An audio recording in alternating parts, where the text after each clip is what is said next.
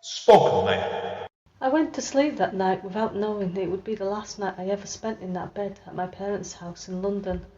Meredith, my mum shook me awake. The room was dark, making it obvious it wasn't morning yet, or not time to get up for school anyway. Mum, I mumbled in my half-asleep state. It's time to go. Everything I told you about those stories is true. It's time for you to leave us so you can train to be a protector. Your dad and I, we've done everything we possibly can to prepare you. First Charge is the first book in the Destiny Initiative series by Amanda Steele. The book can be purchased in paperback from Amazon. The ebook can also be purchased on Kindle, Kobo, Apple Books, and many others. Spoken Labour. Have you ever thought about what Santa Claus would be like as a zombie? Or maybe you've wondered how he would cope with climate change, Brexit, or any number of issues facing the UK and beyond. Probably not, but if you're now wondering, you can buy The 12 Deaths of Father Christmas by Amanda Steele. It's a collection of flash fiction stories with accompanying images in which Santa dies in different ways. There's a political slant to many of the pieces and added sarcasm. This is not for children. Ho, ho, ho, ho, ho. Merry Christmas! Ho, ho, ho, ho, ho. Spoken Label. Thank you today for tuning in to Spoken Label. Spoken Label was originally set up at the beginning of 2016 and as of recording has over 200 sessions in our archive. Although the podcast can be heard on Anchor, iTunes, Apple, Spotify, YouTube and literally 10 or 11 other networks, the full archive can be found at Spoken Label, all one word, spokenlabel.bandcamp.com. On Bandcamp, it is set as pay what you want, so you are entitled, if you wish, you can download it or stream it for nothing. But if you're going to throw me a couple of pennies my way, it is always eternally grateful to help me maintain the operating costs and future running costs of this podcast. Enjoy.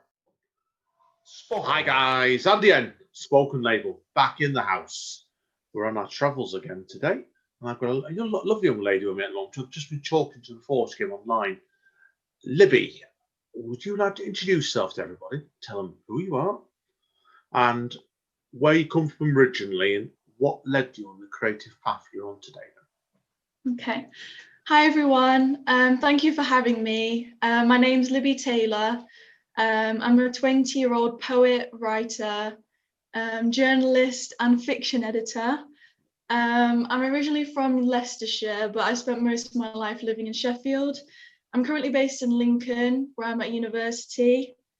My creative kind of practice journey started when I was really young. I used to write tiny little stories in like notepads and stuff. Oh wow! The best way. Yeah, I can remember one of them was about a mouse, but I can't remember what I was on about. Oh, brilliant!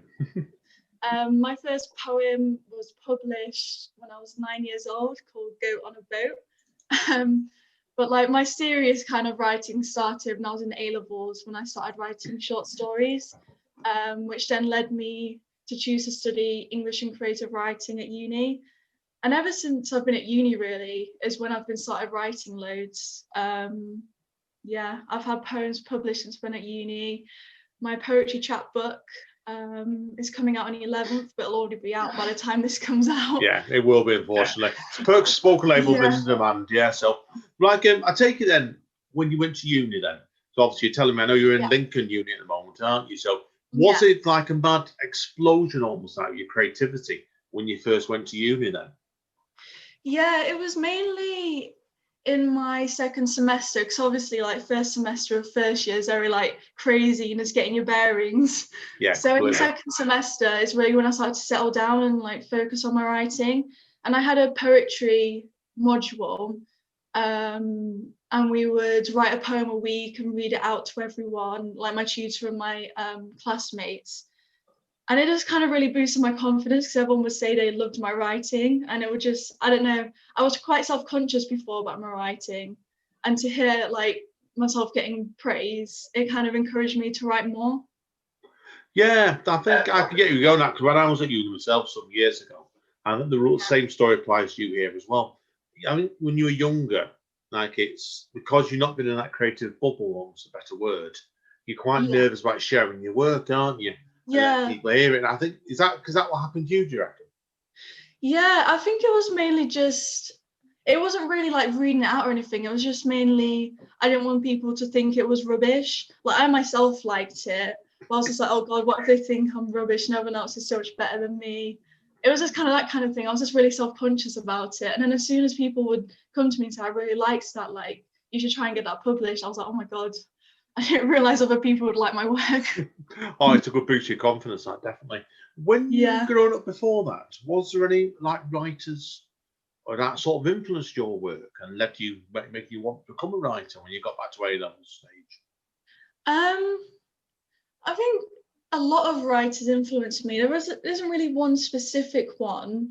It was mainly just I would read loads of young adult fiction, like stuff like Harry Potter, obviously, Of course. The Hunger Games, loads of John Green books. It just really encouraged me to do my own thing. And I didn't really start reading poetry until uni. But yeah, it was just a range of things that kind of encouraged me to do so, like to start writing. And I knew I wanted to do it. It was like more, like I said, like having the confidence to do it. Yeah, no, I get it. But it's perfectly believable. Like I said, you just need that big confidence boost, I think, just to the trigger base to get you going, definitely with it. So, have you found then since you started at uni 3 years ago now, when you were in your third year, you're telling me, like, has there been any writers that have really inspired you at uni then? Made you really go, oh, I like them. Well, yeah, like I said, it's more of a range, but I only just started reading poetry by like Edgar Allan Poe in uni, and like is one of his poems called Alone really spoke out to me, and it really got to me. Yeah, and it was really like, I want to write something like this. Like, you know what I mean? Like, and also I followed loads of poets on Instagram, so just like smaller indie poets kind of inspired me as well. And then of course my classmates, like seeing everyone else so passionate about it and so encouraging, really, encouraged me to want to do the same. Oh yeah, completely. I'll give you a tip as well. You can find it on YouTube. Look up a guy called Basil Rathbone. Okay. He was 30 to 40 actor played most famous playing Sherlock Holmes, but he went and did 3 CDs worth of him reciting Edgar Allan Poe poems, and it will have you shivering. There's a good one on it. Yeah. He does the Pit and the Pendulum, and that one absolutely unnerves me completely. Yeah. That's what I mean. No, it's just I've seen your link over to it. It's not a problem. Definitely, because he's a fantastic writer. Poe was. Oh, blimey. Yeah. What do you think? Do you think you look at his style? Honestly, I'm interested in now. Do you think it's like, was he way before his time? I think he really was, wasn't he? Yeah, I think so. Like, I can't really remember any specifics, but I do study older poetry, and it is quite different. In a way, it's more like the language to me seemed a bit more modern. Yeah. For its time. Yeah, definitely that. And I think he drunk himself to death or something, didn't he? I know he didn't die very happy. Yeah. He didn't have a very happy life anyway, that's for sure. But anyway, obviously, we're here today to talk your work, really. Anyhow, so I could talk about other writers all day long, but I know you've been telling me as well, like you obviously liked it. We're going to talk about your actual poetry collection in a moment. Okay. But I know you just told me before, weren't you? You've had an anthology arrive literally today, where you're. Yeah. Tell us about that then. Your story is in this then, before we start. Carry on. So my short story was published in Halloween by Analogies and Allegories literary magazine. It's called The Big Bad Wolf, and the theme of that issue was retelling a fairy tale from the villain's point of view. So I decided to write from the Big Bad Wolf's point of view in Little Red Riding Hood. And it basically just like why he became evil, what led him to become evil, like his history. And it kind of like discusses topics like how humans treat animals and the environment. And it was really like, I really loved the short story that I wrote. Because I always find it interesting to learn about the villain's backstory, because in most cases, like the villain's a lot more complicated than like the protagonist, for example. So I always find it really interesting to learn about that. So it was really enjoyable for me to try and put my take on it. Is that something you think you'll do more in the future? Where you're like, because you enjoyed writing from the villain's perspective, would you do that sort of piece again then? I'd really like to. Kind of need to get my creative juices flowing to come up with more ideas. But I definitely like to. Yeah, it's just really interesting to put your take on something that everyone knows about, like a villain, for example, a famous villain, but no one really knows about who they are. Yeah, it's a good idea for any sort of writing that, because I think when you do what you're doing there, you get inside the villain's head, and if you can keep it, if it's an established villain completely, keep it in that, make people think, oh, you can believe in that character even more.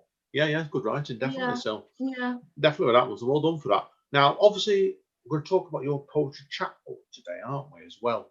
Yeah. Now, my dyslexia is kicking in here, so you're going to tell everybody what the title of this one is first. I can't do it. It's called Ethereality, which is actually the name of the first poem in the book. And it's just a little poetry chapbook of less than 30 poems that I'd say probably 80% have been published before. Oh, well done. Yeah. That's good going.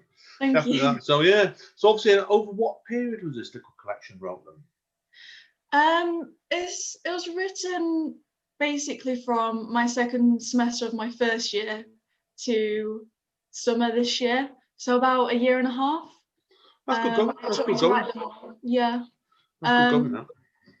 Yeah, I basically just got encouraged to do it because I wrote this poem called "The Old Man and His Memories" in my first year, and then I got it published in April of this year. I wrote it in my first year, yeah. And then it just started really encouraging me to get more stuff published, and I was getting loads and loads of stuff published, and I was just like, I just want to have it all together. And I was like, how can I do this? So I started researching like poetry books, and I was like, oh God, I don't have enough poems for that. And then I came across chapbooks, and I was like, I'd really like to just get all my poems together in the best kind of theme that I can, and just have them there, because I've started obviously like working on my short stories, and I'm also writing a novel. And although I'd really like to come back to poetry, of course, it's just kind of nice to just have a little book so I can move on to other projects and then maybe do some more poetry afterwards. I think it's a good move what you're doing there, because like when you're looking at yourself as a beginning creative, like you're doing now, you've had a short story published, and obviously like your collection's due next week, and or by the time people hear this last month. But your studies, like it's your introduction to yourself, and I think as the statement that this is who you are at the time. Yeah, definitely. And that's a good, any sort of budding poet, I mean, that's a good move to do with first collection. Let people see who you are. Now, obviously, like you said, yeah, I know what plans you've got for the future. We'll come on to that in a moment. But I also want to ask you about a book. I know you're doing a bit of journalism, aren't you? And you're also a fiction editor as well. So tell us first of all then about your news journalism. On Linc, for example. Yeah. So I say I work, but I don't get paid. I know what you mean. I know what you mean. I work as a news journalist for the Linc, which is just my university student newspaper. I started writing for them my first article was published in July, I think.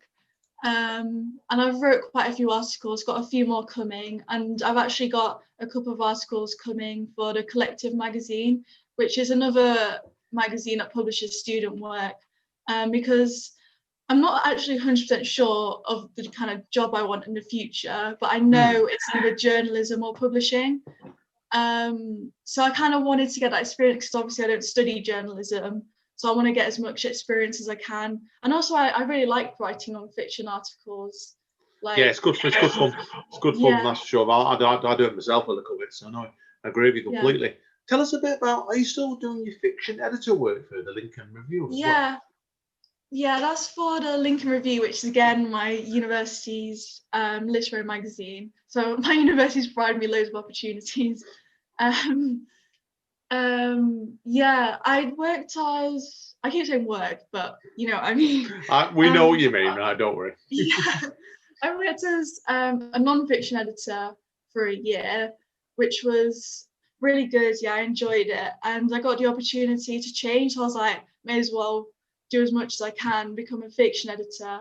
And we just get loads of pieces of work from like all across the world, and it's really good, first of all, to work with my classmates outside of university studies, but as well to read all of this like amazing work from around the world. Oh yeah. And also, yeah, it encourages me to write more, like seeing these really good stories come in.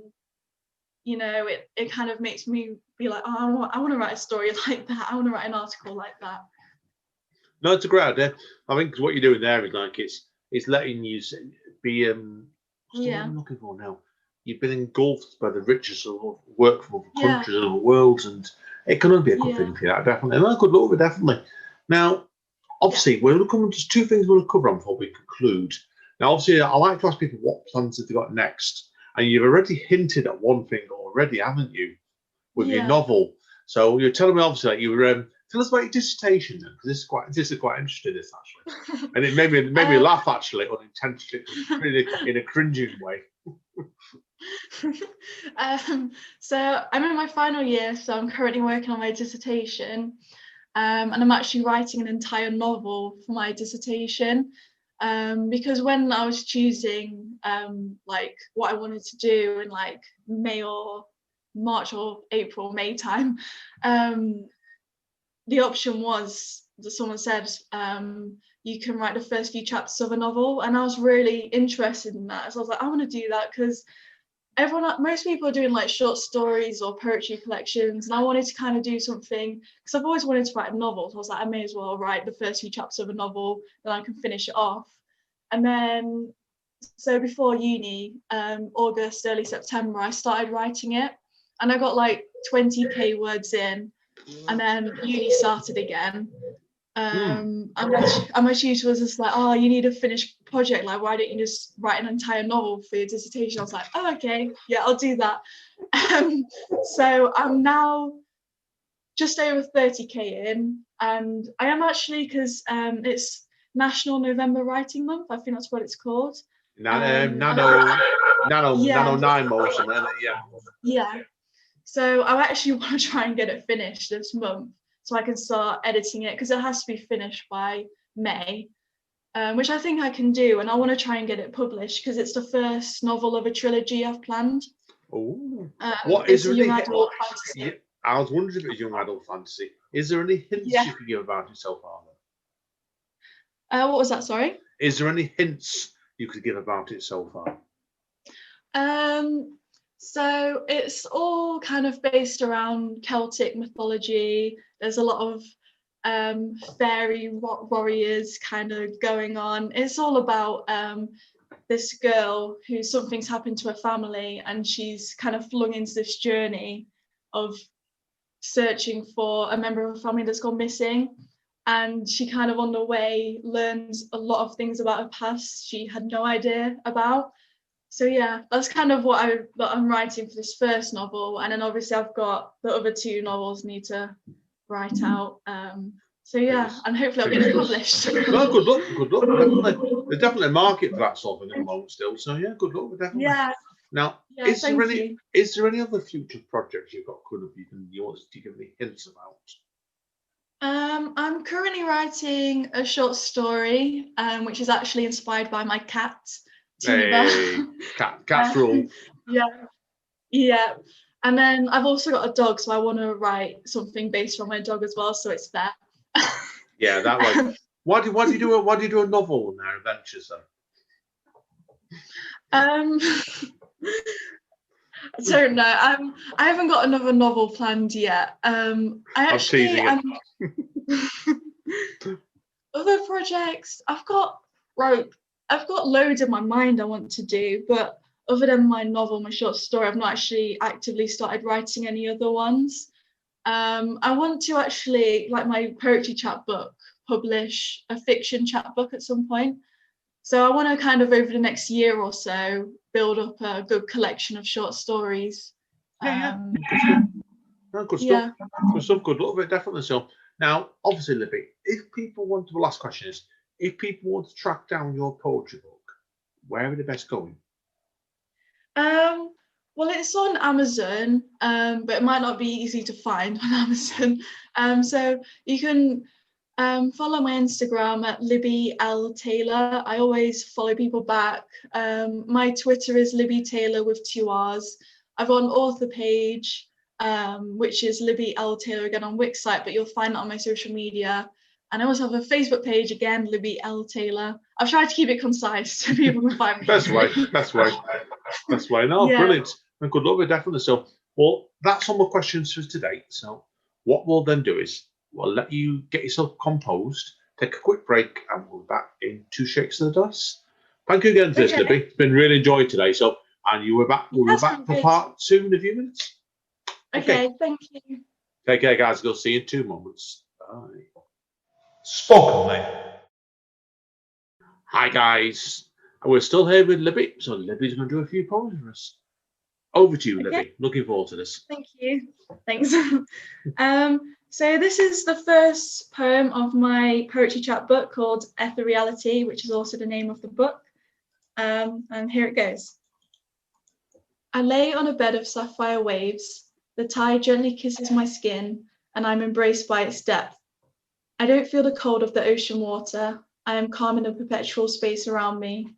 As I drift further and further into the deep, I feel weightless, serene, ethereal. So that poem was originally published in Calm Down magazine in their undulating issue. It's basically about, it kind of sets the tone for what I think is the main theme of the book. It's kind of about laying, like when I wrote it, I was basically envisioning just laying in the ocean because I love water, I used to be a swimmer. Just laying in the ocean on the waves and just kind of thinking about life. And when it's like, I don't feel the cold of the ocean water, to me, that's kind of like, I don't know, there's problems in life, but you can overcome them and still feel okay with yourself and happy. So that's Ethereality. Brilliant. So there's a bit of background noise in this. Sorry about this. But no, it's really good. That I can see it. I got the images of the water on it straight away, and I really enjoyed that. And I also think what you've worked well with Eris, that felt like the introduction to a collection to me as well. So, no, great stuff. Yeah. Okay. Yeah. The cover's also got waves on it, so that's kind of I saw that. I saw that, and I thought instantly, oh yeah, that's just been it's a beautiful cover. Very, very good. Thank you. Okay, on to poem number 2 then. This is The Old Man and His Memories, which was my first ever published poem, which was published in Vaughan Street Doubles in April of this year. Okay. Pictures hanging on the wall smile at me, their tone grey and dark, yet when I look at them, they light up the room with colour. I look at myself back then, glossy hair, smooth skin, surrounded by the people I loved, all gone now. I catch a glimpse of an old man in the reflection of the pictures. He is now all I can focus on, his aged face concealing a time of youth. See, back then all I dreamt of was the future, and before I knew it, I was old and alone, dreaming of the past. So that poem was kind of inspired by how I'm kind of feeling. Like, I'm not really feeling like an old man, but like I kind of have to kind of like stop myself and realize I'm in kind of like, I'm 20, I'm young, I need to kind of appreciate what I have now around me. Like, because it's true, like before you know it, you just get older. Like, I know I'm only 20, but it doesn't feel like 2 minutes ago I was 15.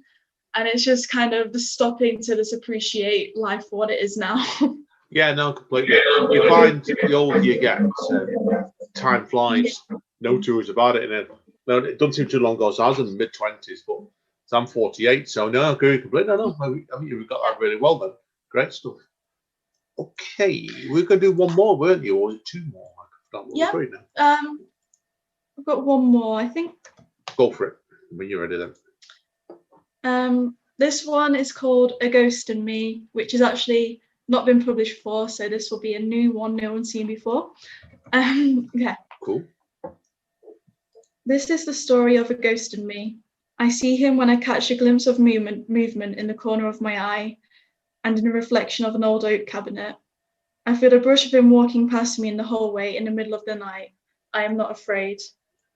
The ghost is like a distant comfort, a brief reminder that he's found his way back. the man that held me as a newborn child and witnessed my very first steps, someone who expanded my imagination with tales of a life generations before my own. I am not afraid. I watch him now as he steps into the faded light of the room.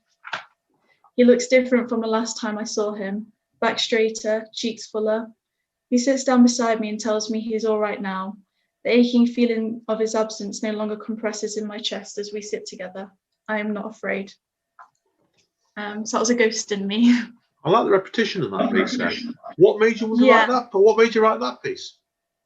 So basically, my granddad passed away in 2018, and my mum, like quite recently actually, she said that she had a dream that like my granddad came to her, and like it's kind of that in a poem. Like he was kind of like talking to her saying, "I'm all right now," like, and he looked really healthy compared to like when he was like aging. And it's just kind of based on that, and I just kind of went with it. I tried to make it a bit spooky, but I don't know if I succeeded. But yeah. Yeah. No, it's very good. I enjoyed it. Definitely that. Thank you. You're right. Okay, well, that's your last piece of today, I believe. So I want to thank you today again, Libby. It's been really engaging. I've really enjoyed that today. So hang around. Thank you for having me. It's been a pleasure. I've really enjoyed it. Hang around. I need a quick word of you off mic, as I would say. But this is Andy. Yeah. Signing out. Okay. Take care, guys and girls. See you all soon. Spoken Label.